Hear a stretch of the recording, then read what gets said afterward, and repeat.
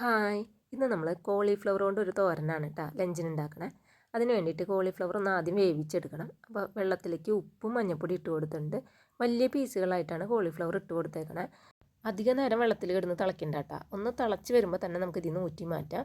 കാരണം ഇത് നമുക്കിനി ചെറുതായിട്ട് അരിഞ്ഞെടുക്കേണ്ടതാണ്.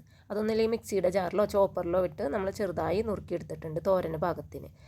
ഇനി ഒരു പാത്രം അടുപ്പത്ത് വെച്ച് വെളിച്ചെണ്ണ ഒഴിച്ച് ചൂടാവുമ്പോൾ ഒരു 3 അല്ലി വെളുത്തുള്ളി ചെറുതായി നുറുക്കിയതിട്ട് കളറൊക്കെ മാറി വരുമ്പോൾ ഒരു മീഡിയം സൈസ് സവോളയും ഒരു 4-5 പച്ചമുളക് എരിവിന് ആവശ്യത്തിന് വട്ടനെ നുറുക്കിയത് അതും ഇട്ട് കൊടുത്തിട്ടുണ്ട്. സവോളയുടെ കളറൊക്കെ മാറി വരുമ്പോൾ നമുക്ക് 2 പിടി നാളികേരം ഇട്ട് കൊടുക്കുക. ഒരു 2 തണ്ട് കറിവേപ്പിലയും കൂടി ഇട്ട് കൊടുക്കുക.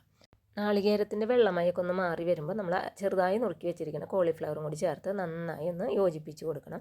ഇനി നമുക്കിതിന് 1 ടീസ്പൂൺ കാശ്മീരി മുളക് പൊടി ഇട്ട് കൊടുക്കുന്നുണ്ട് കേട്ടോ. എരിവിന് വേണ്ടി നമ്മൾ പച്ചമുളക് ഇട്ട് കൊടുത്തുകൊണ്ട് തന്നെ ഇതൊരു കളറൊക്കെ കിട്ടാൻ വേണ്ടിയിട്ടാണ് ഇട്ട് കൊടുത്തേക്കുന്നത്. ആവശ്യത്തിന് ഉപ്പും കൂടി ചേർത്ത് നന്നായി ഒന്ന് അടച്ച് വെച്ച് 5 മിനിറ്റ് വേവിച്ചെടുക്കണം. കോളിഫ്ലവർ ആദ്യം തന്നെ നമ്മൾ ചൂടുവെള്ളത്തിലിട്ടപ്പോൾ തന്നെ ഒരുവിധം വെന്തിട്ടുണ്ട്. അതുകൊണ്ട് തന്നെ വീണ്ടും കുറേ നേരമായിട്ട് വേവിക്കേണ്ട കാര്യമില്ല. ഇനി നമുക്ക് ഇതിലേക്ക് ഇട്ട് കൊടുക്കുന്നത് കോഴിമുട്ടയാണ്. അപ്പോൾ കുട്ടികളൊക്കെ കഴിക്കുമ്പോൾ ഇഷ്ടപ്പെടാൻ വേണ്ടിയിട്ടാണ് ഈ കോഴിമുട്ട. ഇഷ്ടമല്ലാത്തവർ ഈ ഭാഗം സ്കിപ്പ് ചെയ്യുക.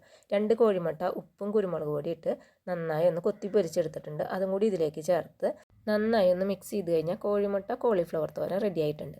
എല്ലാവരും ഈ റെസിപ്പി ഒന്ന് ട്രൈ ചെയ്ത് നോക്കി ഫീഡ്ബാക്ക് അറിയിക്കാൻ മറക്കല്ലേ. അടുത്തൊരു വീഡിയോ ആയിട്ട് കാണുന്നവരെ ബൈ.